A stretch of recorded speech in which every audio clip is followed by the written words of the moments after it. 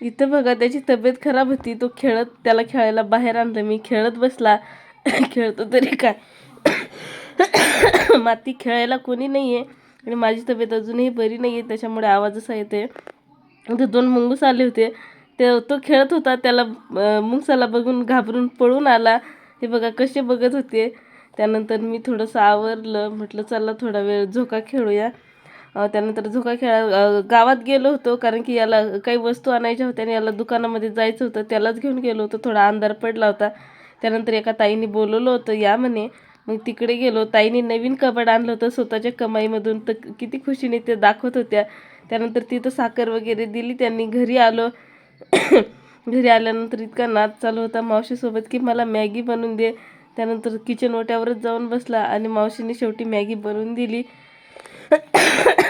आणि मॅगी वगैरे खाल्ली तर नाही, पण असं जान वगैरे करून फेकून दिली. चला आजच्यासाठी एवढंच, भेटू पुढच्या ब्लॉगमध्ये. तोपर्यंत बाय.